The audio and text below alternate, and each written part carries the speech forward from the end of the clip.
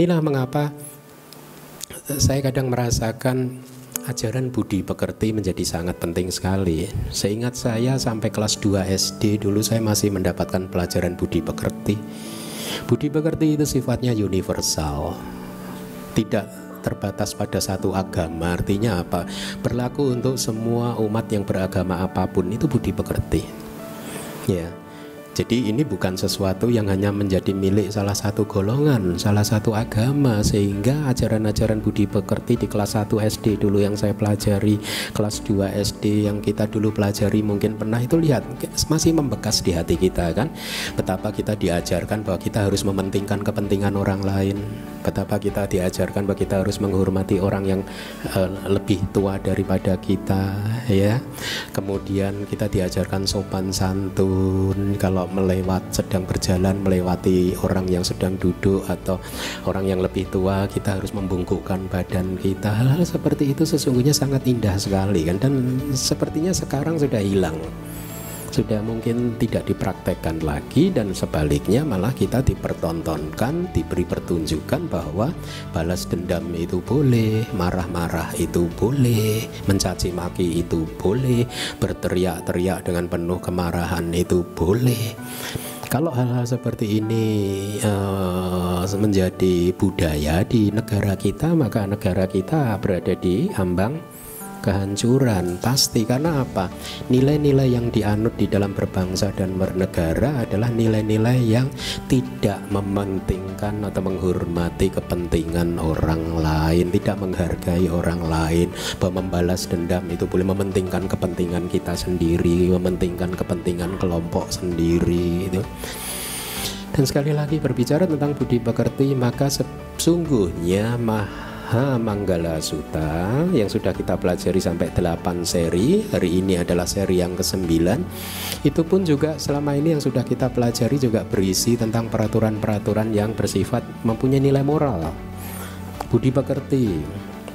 Ya, lihatlah, kita juga di dalam Manggala Sutta juga diajarkan bagaimana cara menghormat orang tua kita atau orang yang lebih tua, guru-guru kita dan lain sebagainya. Bagaimana kita diajarkan untuk menjadi manusia yang sopan, yang santun, ada di Manggala Sutta ini, ya. Kemudian bagaimana kita diajarkan untuk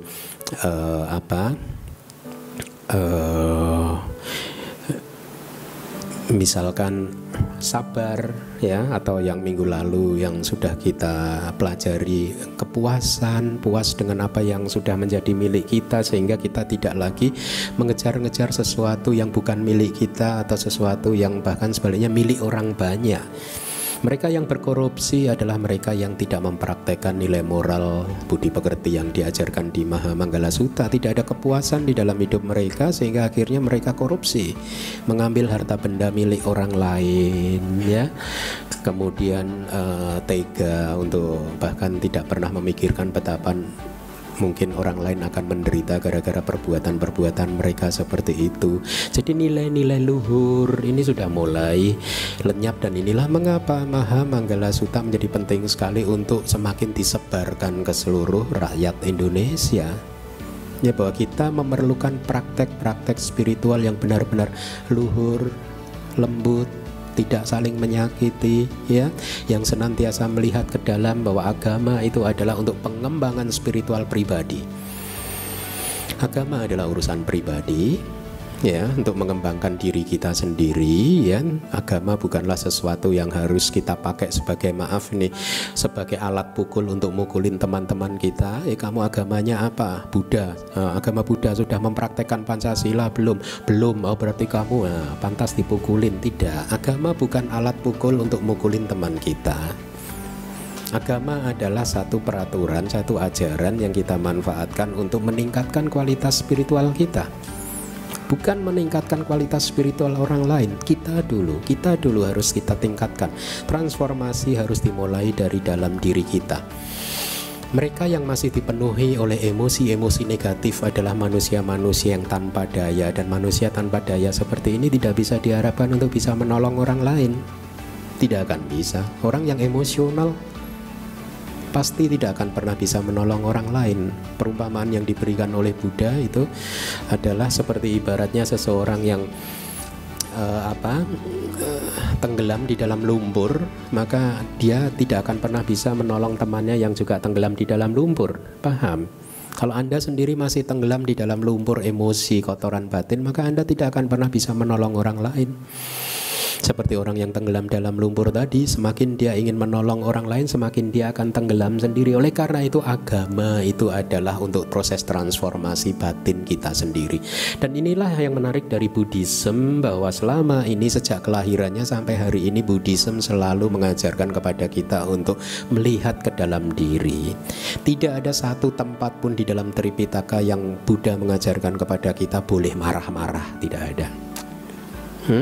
Tidak ada. Anda boleh membongkar semua Tripitaka dan kitab komentarnya. Tidak ada satu ajaran pun yang mengajarkan kita boleh marah-marah selama orang lain menyakiti kita. No, tidak ada tempat.